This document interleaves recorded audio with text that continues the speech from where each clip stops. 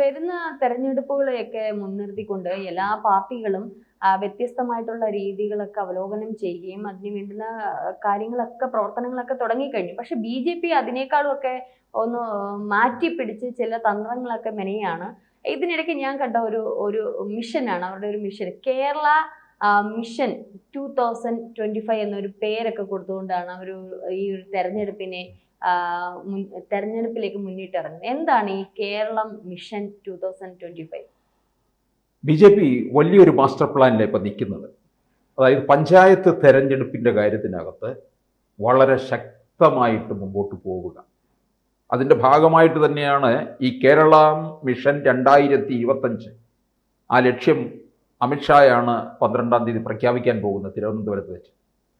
രാജീവ് ചന്ദ്രശേഖർ അധികാരമേറ്റ നാൾ മുതൽ ഈ താഴെത്തട്ടിലേക്ക് ചെല്ലുന്ന ഒരു പ്രവർത്തന രീതി കൊണ്ടുവന്നിരിക്കുകയാണ്. അതാണല്ലോ അതിൻ്റെ ഏറ്റവും പ്രധാനപ്പെട്ടത്. അത് പഞ്ചായത്ത് തലം മുതൽ തന്നെ തുടങ്ങുകയാണ്. ഇപ്പം ഇതിനകത്ത് പറയുന്നുണ്ട്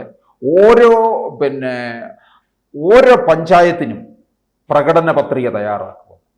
അല്ലാതെ കേരളത്തിലുള്ള മുഴുവൻ പഞ്ചായത്തുകൾക്ക് ഒരു പ്രകടന പത്രികയല്ല നിൽക്കുന്നത്, ഓരോ പഞ്ചായത്ത്. കാരണം ഓരോ പഞ്ചായത്തിനും അതിൻ്റെതായിട്ടുള്ള നിരവധി പ്രത്യേകതകളും ഉണ്ട്. ഭൂമിശാസ്ത്രപരമായിട്ട് ചിലയിടങ്ങളിൽ ചിലപ്പോൾ അവിടെ ഒരുപാട് ടൂറിസം സാധ്യതയുള്ളതിടമായിരിക്കാം, ചിലപ്പോൾ വളരെയധികം ദാരിദ്ര്യത്തിൽ കഴിയുന്ന ഇടമായിരിക്കാം, തൊഴിൽ സാധ്യത ഒട്ടും ഉള്ളിടമായിരിക്കത്തില്ല, വിദ്യാഭ്യാസപരമായി പിന്നാക്കം നിൽക്കുന്നിടമാകാം, റോഡുകളുടെ അങ്ങനെയൊക്കെ നിൽക്കുന്നതുണ്ട്. പല പഞ്ചായത്തുകളിലും ഈ വലിയ ചില ചെറിയ സംരംഭങ്ങൾക്ക് വലിയ രീതിയിൽ മുമ്പോട്ട് കൊണ്ടുപോകാൻ കഴിയുന്നിടമുണ്ട് ചില പഞ്ചായത്തുകളൊക്കെ തന്നെ. അതുപോലെ ടൂറിസം സാധ്യതകളുള്ള ഇടവുമുണ്ട്. അതൊക്കെ താഴെത്തട്ട് മുതൽ അവർ മനസ്സിലാക്കിക്കൊണ്ടുള്ള മുന്നേറ്റമായിരിക്കും കുറിക്കുന്നത്. അതിനുവേണ്ടി അവരെ കേരളത്തിലെ ഏകദേശം 17,900 വാർഡുകളിൽ BJPക്ക് ഭാരവാഹികളുണ്ട് എന്നാണ് അവർ പറയുന്നത്. ഇതിൽ 10,000 വാർഡുകളിൽ ജയമാണ് പാർട്ടി ലക്ഷ്യം വയ്ക്കുന്നത്. 10,000 വാർഡുകളിൽ നിലവിൽ 1,650 വാർഡുകളിലാണ് BJP വിജയിച്ചിട്ടുള്ളത്. നിലവിൽ 21 പഞ്ചായത്തുകളിൽ ഭരണത്തിലുള്ള BJP 200 പഞ്ചായത്തുകളുടെ ഭരണമാണ് ലക്ഷ്യമിടുന്നത്. ഇത് ഈ പഞ്ചായത്തിനെ ലക്ഷ്യമിട്ടിട്ട് അവിടെ നിന്നുള്ള പ്രവർത്തനങ്ങൾക്ക് ആക്കം കൂട്ടിക്കഴിഞ്ഞാൽ 2026 നിയമസഭാ തെരഞ്ഞെടുപ്പിന് കൂടുതൽ ശക്തി കിട്ടുമെന്നുള്ളതാണ്. ഇപ്പൊ തന്നെ പല മണ്ഡലങ്ങളിലും അനൗദ്യോഗികമായിട്ട് സ്ഥാനാർത്ഥികളെ തീർച്ചപ്പെടുത്തിയിട്ടുണ്ട്. പല മണ്ഡലങ്ങളിലും ഇപ്പൊ തിരുവനന്തപുരത്ത് നിയമസഭാ മണ്ഡലങ്ങളിൽ ഇപ്പൊ തിരുവനന്തപുരത്ത് തന്നെ വട്ടിയൂർക്കാവില് കൃഷ്ണകുമാർ, അതുപോലെ തന്നെ കാട്ടാക്കടയിൽ കൃഷ്ണദാസ്, നെടുമങ്ങാട് രാജേഷ്, ഇങ്ങനെ പലരുടെയും പേരുകൾ ഇങ്ങനെ പറയുന്നുണ്ട്. അപ്പൊ ആ പേരുകളുടെ അവർക്ക് അങ്ങനെ കൊടുത്തിരിക്കുന്ന എന്താണെന്ന് ചോദിച്ചാൽ ഇത് അവരവിടെ ഇറങ്ങി പ്രവർത്തിക്കട്ടെ. ഇപ്പോൾ പ്രവർത്തിച്ചു കഴിഞ്ഞാൽ പഞ്ചായത്ത് തെരഞ്ഞെടുപ്പിലൂടെ കൂടുതലായിട്ട് എത്തുകയും താഴെ തട്ടിലുള്ളവർക്ക് സ്ഥാനാർത്ഥികളുമായിട്ട് കുറച്ചുകൂടി ഒന്ന് സമ്പർക്കം വരികയും ജനങ്ങളിലേക്ക് BJP അല്ലെ കേന്ദ്ര സർക്കാർ നൽകുന്ന പല കാര്യങ്ങൾ, പല പദ്ധതികളിൽ നിന്നും ജനങ്ങൾക്ക് അറിയില്ല. അപ്പൊ ഇതൊക്കെ താഴേക്കിടയിലുള്ള ജനങ്ങളെ, പ്രത്യേകിച്ച് ഗ്രാമപ്രദേശങ്ങളിലുള്ള ജനങ്ങളെ ഒന്ന് ബോധവൽക്കരിക്കാൻ കൂടി ഇത് വല്ലാത്ത ഇത് ചെയ്യും. അത് ഒരുപക്ഷെ നിയമസഭാ തെരഞ്ഞെടുപ്പിനെയും വല്ലാണ്ട് സ്വാധീനിക്കും. അപ്പൊ താഴെ തട്ടിലേക്ക് നേതാക്കൾക്ക് ഇറങ്ങി ചെല്ലുക, അവർ ജനങ്ങളുമായിട്ട് സംവദിക്കുക, കൂടുതൽ പരിചയമാവുകയും ചെയ്യുമ്പോൾ അത് കൂടുതൽ അവർക്ക് വോട്ട് നേടിയെടുക്കാൻ കഴിയും എന്നുള്ള കണക്കുകൂട്ടലിൽ തന്നെയാണ്. അപ്പൊ 200 പഞ്ചായത്തുകളുടെ ഭരണമാണ് ലക്ഷ്യമിടുന്നത്. 10 നഗരസഭകൾ, മുനിസിപ്പാലിറ്റി, തിരുവനന്തപുരം, തൃശ്ശൂർ കോർപ്പറേഷനുകളും ലക്ഷ്യത്തിലുണ്ട്. തിരുവനന്തപുരം വളരെ അടുത്ത് നിൽക്കുന്നിടമാണ്. കഴിഞ്ഞ തവണ തന്നെ ഏതാണ്ട് അവിടെ ഭരണം പിടിച്ചെടുക്കാൻ കഴിഞ്ഞു എന്നുള്ള കണക്കുകൂട്ടലിൽ പോയതാണ് തിരുവനന്തപുരം. കാരണം ഇവിടെ കോൺഗ്രസ് ഇല്ലാതായി കഴിഞ്ഞിരിക്കുകയാണ് തിരുവനന്തപുരത്തെ കോർപ്പറേഷനിൽ.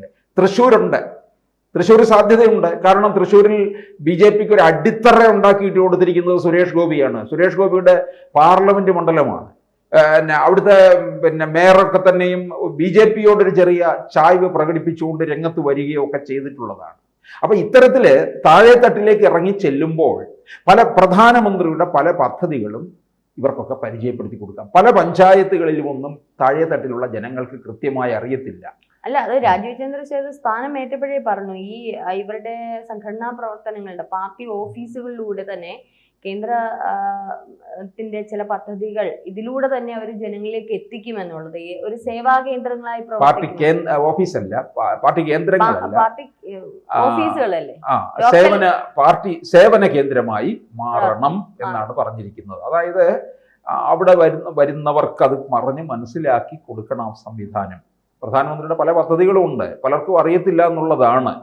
ആ സംവിധാനം പാർട്ടിക്കാർ തന്നെ ഉപയോഗിക്കണം. ഇവിടെ തന്നെ പറയുന്നുണ്ട്, BJP വാർഡ് ഭാരവാഹികളല്ല, മറിച്ച് വികസിത ടീം എന്ന പേരിൽ ഈ രാജീവ് ചന്ദ്രശേഖർ പ്രസിഡന്റ് ആയ ശേഷം ഓരോ വാർഡിലും പ്രത്യേകം തെരഞ്ഞെടുത്ത 5 പേരാണ് ഇവിടെ ഈ അമിത്ഷാ വരുന്ന യോഗത്തിൽ പങ്കെടുക്കുക. വാർഡ് ഭാരവാഹികൾക്ക് പുറമെയാണ് ഈ വികസിത ടീമിന്റെ പ്രവർത്തനം എന്ന് പറയുന്നത്. അപ്പൊ ഇത്തരത്തിലുള്ള ഒരു കാഴ്ചപ്പാടോടുകൂടിയുള്ള പ്രവർത്തനം എന്ന് പറയുന്നത് ഇത് മുമ്പില് നിയമസഭ കാണുന്നു. മാത്രമല്ല സാർ, നമ്മൾ കഴിഞ്ഞ കാലങ്ങളിലൊക്കെ ഉള്ള 80s 90s കാലഘട്ടം കഴിഞ്ഞ് ഇങ്ങോട്ട് 2000 കാലഘട്ടത്തിലേക്കൊക്കെ വരുമ്പോൾ ഒരു പ്രകടന പത്രിക തയ്യാറാക്കും, ഇത് വിതരണം ചെയ്യും, പിന്നെ അനൗൺസ്മെന്റ് ചെയ്യും.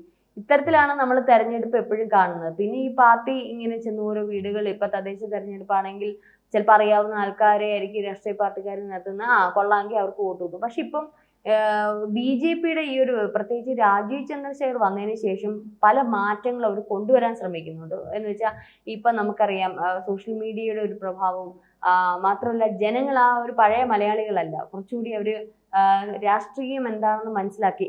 2K കിഡ്സ് ആണെങ്കിൽ പോലും, ചെറിയ കുട്ടികളിൽ പോലും ഇത്തരത്തിൽ അവർ മനസ്സിലാക്കി, രാഷ്ട്രീയത്തെ വിലയിരുത്തുകയും മനസ്സിലാക്കുകയും വാർത്തകൾ കേൾക്കുകയും അത് വിശകലനം ചെയ്യുകയും ചെയ്യുന്ന കുട്ടികളാണ്, കോളേജ് കുട്ടികൾ ഉൾപ്പെടെ. അപ്പൊ ഇത്തരത്തിൽ ഇവരിലേക്ക് എത്തണമെങ്കിൽ അത് ഇങ്ങനെ വേണം എന്നുള്ളത് രാജീവ് ചന്ദ്രശേഖർ എന്ന ഒരു ബിസിനസ്സുകാരൻ എന്ന് തന്നെ ഞാൻ പറഞ്ഞു വയ്ക്കുക. ആളുടെ ഒരു സ്ട്രാറ്റജിയാണ്. ഒരുപക്ഷെ അതൊരു പുതിയൊരു തുടക്കത്തിനോ പുതിയൊരു മാറ്റത്തിനോ രാഷ്ട്രീയ കേരളത്തിന്റെ ഒരു പുതിയ മാറ്റത്തിന് തന്നെ സാധ്യതയുണ്ട് എന്നാണ് എനിക്ക് തോന്നുന്നത്. അതാണല്ലോ വികസിത ടീം എന്ന് തന്നെ അതിന് പേര് കൊടുത്തിരിക്കുന്നത്. കാരണം അല്ലാതെ ഇതിനകത്ത് ഒരു രാഷ്ട്രീയ ബാനർ അല്ല അതിനകത്ത് കാണിക്കുന്നത്. വികസിത ടീം എന്ന് കൊടുക്കുമ്പോൾ ഇപ്പൊ തന്നെ ഒരു പഞ്ചായത്തിന് തന്നെ ഒരു പ്രകടന പത്രിക എന്ന് പറയുമ്പോൾ എന്ത് വലിയൊരു കൃത്യമാണ് അവർ ഏറ്റെടുത്തിരിക്കുന്നത്. ഓരോ പഞ്ചായത്തിനും അതിൻ്റെതായ ചില ആവശ്യങ്ങളാണ് ഉള്ളത്. ഇപ്പോൾ ഇവിടെ തിരുവനന്തപുരം ജില്ലയിലെ ഒരു പഞ്ചായത്തിന്റെ ആവശ്യമായിരിക്കത്തില്ല പിന്നെ അങ്ങ് വയനാട്ടിലെ ഒരു പഞ്ചായത്തിന്റെ ആവശ്യം എന്ന് പറയുന്നത്. വയനാട് വേറൊരു ഭൂമിശാസ്ത്രപരമാണ്. ഡിജിറ്റൽ മീഡിയ തന്നെയാണെങ്കിലും ഇവർക്ക് ഇതിനു വേണ്ടുന്ന ഓരോ സെഷനുകളായിട്ടാണ് ഇതിനു വേണ്ടുന്ന ആൾക്കാരെ നിയമിച്ചുകൊണ്ട് തന്നെ അല്ലെങ്കിൽ അവർക്ക് വേണ്ടുന്ന എല്ലാം കൃത്യമായിട്ട് അഡ്മിനിസ്ട്രേഷൻ ഭയങ്കര കൃത്യതയോടു കൂടിയാണ് ഇവർ കൊണ്ടുപോകുന്നത്. ഇപ്പൊ ആലപ്പുഴ ജില്ലയിലെ തന്നെ ഭൂമിശാസ്ത്രം എന്ന് പറയുന്നത് വേറൊരു തരത്തിലാണ്. ജലത്താൽ ചുറ്റപ്പെട്ട് കിടക്കുന്ന ഒരു ജില്ലയാണ് അല്ലേ, കായലും പുഴകളും ഒക്കെ കൊണ്ട്. അപ്പൊ അവിടുത്തെ പഞ്ചായത്തുകൾക്ക് വരുന്ന ആവശ്യം എന്ന് പറയുന്നത് വേറൊരു തരത്തിലുള്ള ആവശ്യങ്ങളായിരിക്കും. നമ്മുടെ ഇവിടെ മലയോര മേഖലകൾക്ക് അത്തരത്തിലുള്ള അവർക്കൊക്കെ പ്രധാനമായിട്ടും പിന്നെ വന്യജീവികളിൽ നിന്ന് അവരുടെ കൃഷിക്ക് സംരക്ഷണം ആവശ്യപ്പെട്ടുകൊണ്ടുള്ള ആവശ്യങ്ങളൊക്കെ പരാതികൾ ഉയരും. അത്തരത്തിലുള്ള പ്രശ്നങ്ങൾ പരിഹരിക്കുക. പട്ടണത്തിനോട് ചേർന്ന് നിൽക്കുന്ന പഞ്ചായത്തുകളും ഒക്കെ ഉണ്ട്. അവർക്ക് വേറൊരു തരത്തിലുള്ള കാര്യങ്ങളായിരിക്കും. അവർക്ക് പ്രധാന നഗരങ്ങളുമായി ബന്ധപ്പെടുത്തിക്കൊണ്ടുള്ള ഒരു ജീവിത രീതിയിലേക്ക് വരാനുള്ള കാര്യങ്ങളായിരിക്കും ഉള്ളത്. അപ്പോൾ എന്തായാലും BJPയുടെ ഈ മിഷൻ, കേരളം മിഷൻ 2025 ലക്ഷ്യം വയ്ക്കുന്നത് നിയമസഭാ തെരഞ്ഞെടുപ്പിലേക്ക് തന്നെയാണ്. ഇത് രാജീവ് ചന്ദ്രശേഖറിന്റെ വലിയൊരു ഉദ്യമം തന്നെയാണ്. കൂടുതൽ വാർത്തകളും വിശേഷങ്ങളും നിങ്ങളിലേക്ക് എത്താൻ ABC മലയാളം സബ്സ്ക്രൈബ് ചെയ്യുക, ബെൽ ബട്ടണും അമർത്തുക.